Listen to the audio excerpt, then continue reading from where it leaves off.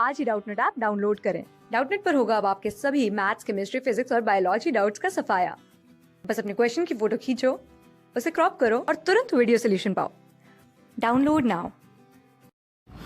Okay friends, तो यहाँ हमारे पास एक क्वेश्चन गिवन है। क्वेश्चन में बोला है in the figure shown if a system is in equilibrium find the relation in m1 m2।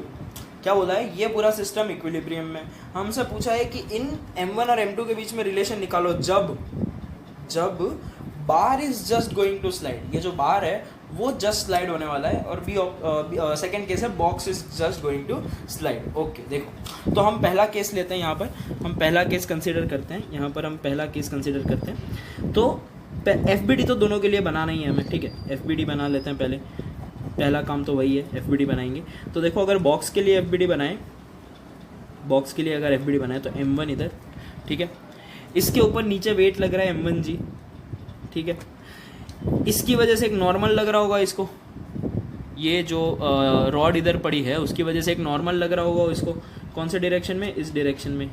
कुछ N1 नॉर्मल मान लेते हैं, ठीक है। यहाँ पर MG की वजह से एक नॉर्मल लग रहा होगा इसको, ठीक है। वो कुछ N मान लेते हैं अपन, ठीक है। तो ये कुछ N नॉर्मल लग रहा है। और क्योंकि देखो क्या होगा कि अगर ये स्लाइड हो रहा है, अगर ये स्लाइड हो रहा है तो ये जब स्लाइड होगा तो ये इस साइड आना चाहेगा, ठीक है। क्योंकि जब ये स्लाइड होगा तो रॉड नीचे आएगी तो ये और इस साइड जाएगा। बेसिकली ये लेफ्ट साइड स्लाइड होगा तो इसका फ्रिक्शन कहाँ लगेगा? राइट साइड, ठीक है। ये बन गया इसका FBD। अब बना लेते हैं रॉड का FBD। तो देखो रॉड का FBD हमारा कैसा वर्क करेगा। ये हमारी रॉड है, ठीक है। ये हमारी रॉड है, ठीक है।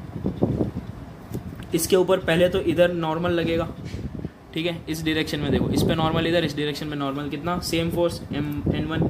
इसका खुद का M2G इधर लगेगा, खुद का मास। और अगर ये भाई साहब स्लाइड करना चाहे तो ये कौन सी डायरेक्शन में जाना चाहेंगे? राइट में। तो फ्रिक्शन कहाँ लगेगा? लेफ्ट डायरेक्शन में। तो इनके ऊपर फ्रिक्शन लगेगा इस डायरेक्शन में। तो ये बन गया इनका FBD, ठीक है। इधर M2G, इधर नॉर्मल, इधर फ्रिक्शन, और कोई फोर्स तो है नहीं। Okay fine. तो देखो अभी क्योंकि ये इक्विलिब्रियम में है, क्योंकि ये पूरा चीज़ इक्विलिब्रियम में है, तो हम देखो क्या कर रहे हैं कि इनका हॉरिजॉन्टल फोर्स और वर्टिकल फोर्स को बैलेंस करते हैं। तो इसकी वजह से अगर देखें तो देखो पहले तो ये एंगल भी देख लो, क्योंकि ये अल्फा एंगल है, तो ये वाला एंगल जो है वो हमारे पास कितना हो जाएगा? 90 माइनस अल्फ़ा। अगर ये 90 माइनस अल्फ़ा है, ये 90 है, तो ये कितना होना पड़ेगा? अल्फ़ा। तो ये हमारे पास अल्फ़ा हो जाएगा। तो ये हमारे पास नॉर्मल है और ओके ऐसा कुछ है हमारे पास, ठीक है। तो ये अगर अल्फ़ा है और ये 90 है तो ये 90 माइनस अल्फ़ा, तो ये अल्फ़ा, तो ये 90 माइनस अल्फ़ा, ठीक है। तो ये हमारे पास बन गया 90 माइनस अल्फ़ा,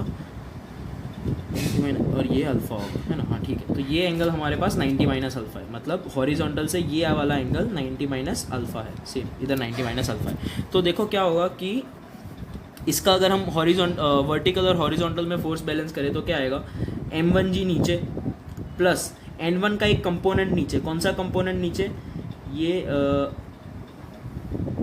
90 माइनस अल्फ़ा, तो ये भी 90 माइनस अल्फ़ा, तो ये अल्फ़ा। तो मतलब N1 cos alpha equals to कितना?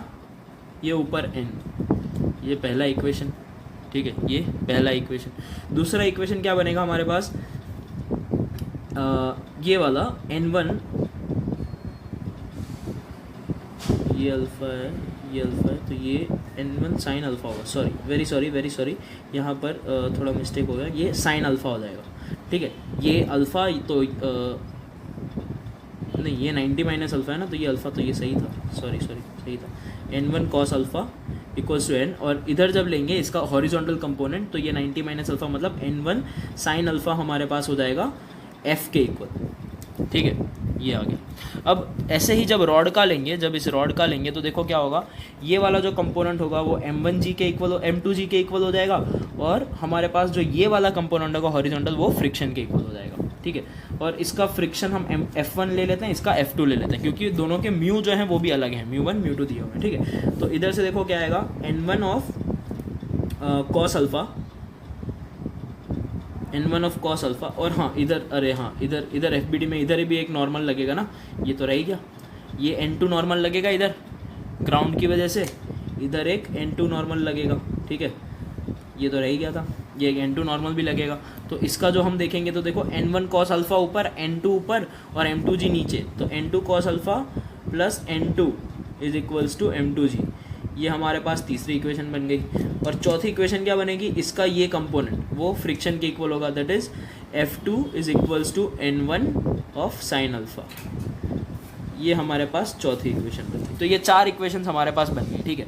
अभी देखो हमें F1 और F2 को पुट करना पड़ेगा इसमें, जब bar is just going to slide. जब हम पहला केस ले रहे हैं कि बार स्लाइड होने वाला है, यानी कि इसका जो फ्रिक्शन है, अगर बार स्लाइड कब होगा, जब इसका जो फ्रिक्शनल फोर्स है वो मैक्सिमम फ्रिक्शनल फोर्स तक पहुंच जाए, उसके बाद ही स्लाइड होगा, वरना तो मूव होने नहीं देगा फ्रिक्शन।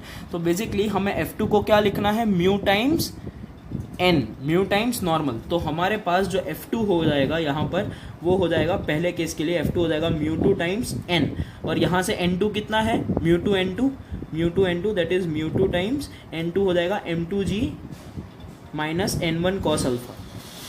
ये हमारे पास F2 हो जाएगा, और यही N1 साइन अल्फ़ा के भी इक्वल है। तो ये चीज़ हमारे पास हो जाएगी। तो हमें M1 M2 में रिलेशन चाहिए था ना, तो देखो N1 साइन यहाँ से N1 निकाल सकते हैं, तो यहाँ से N1 क्या आ जाएगा, M2G minus N1 cos alpha upon sine alpha, या फिर यहाँ पर हमें N1 cos अल्फ़ा ही पुट करना है, तो हम ये भी कर सकते हैं M2G minus N1 sine alpha, ठीक है, M2G minus M1 sine alpha. तो इसको यहाँ पर पुट कर देंगे, तो M1G plus N1 cos alpha क्या होगा, M2G minus N1 sine alpha, M2G minus N1 sine alpha, this is equals to n, this is equals to n, ठीक है। तो यहाँ से हमारे पास जो M1 प्लस M2 आ जाएगा, that would B n plus N1 sine alpha, n plus N1 sine alpha upon g, n plus N1 sine alpha upon g। अब ये n हमारे पास जो है n हमारे पास जो नॉर्मल कंडीशन है यहाँ पर, तो ये हमारे पास जो n है ये नॉर्मल है, तो यहाँ M1 और M2 का रिलेशन आ गया। अब जब हम सेकंड कंडीशन लेंगे, हम यहाँ पर n को वापस यही पुट कर सकते हैं, डजेंट मैटर, n को M1G plus N1 cos alpha लेके उसको वापस ये पुट कर सकते हैं, तो यही आंसर आएगा सेम, ठीक है। अभी हमारे पास सेकंड कंडीशन क्या है कि box is just going to slide. जो हमारा बॉक्स है वो जस्ट गोइंग टू स्लाइड है, यानी कि अब बॉक्स मूव करेगा, ये वाला पॉइंट मूव नहीं करने वाला, ये सरफेस मूव करने वाला है। तो मतलब कि हमारा जो F1 हो जाएगा वो लिमिटिंग फ्रिक्शन के इक्वल हो जाएगा, यानी कि मैक्सिमम फ्रिक्शन के इक्वल हो जाएगा। तो सिमिलरली सेम केस फॉलो करते हैं, यहाँ जो F1 है उसको हम μ1 इंटू N1 रख देंगे। ये हमारा जो n है, मतलब यहाँ इस केस में n है, उसके इक्वल रख देंगे μ1 इंटू n। तो हमारा F1 आ जाएगा जो कि N1 साइन अल्फ़ा है, that would be μ1 times M1G plus N1 cos alpha, ठीक है, ये हमारे पास आ जाएगा।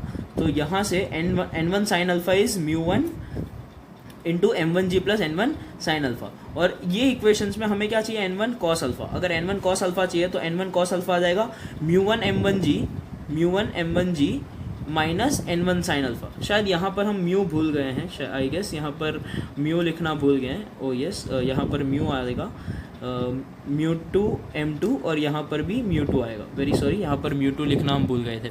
तो यहाँ पर सिमिलरली हमारे पास N1 cos अल्फ़ा जो हमें चाहिए, ये हमारे पास आएगा μ1 M1G minus N sine alpha upon μ1।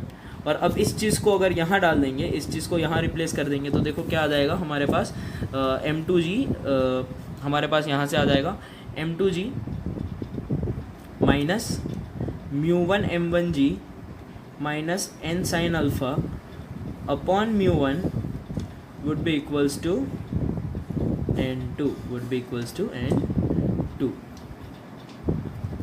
तो यहाँ से हमारे पास M1 और M2 में और एक रिलेशन आ जाएगा। तो बेसिकली इसमें बेसिक कंसेप्ट यही है कि जो स्लाइड हो रहा है उसका जो फ्रिक्शन है वो मैक्सिमम फ्रिक्शन तक पहुँच जाए। तो इस तरह से हमारा ये आंसर डिराइव हो जाएगा। क्लास 6 से 12 से लेके नीट, IIT, JEE मेंस और एडवांस के लेवल तक 10 मिलियन से ज्यादा स्टूडेंट्स का भरोसा। आज ही डाउनलोड करें डाउटनेट ऐप या व्हाट्सएप कीजिए अपने डाउट्स 8400 400 400 पर।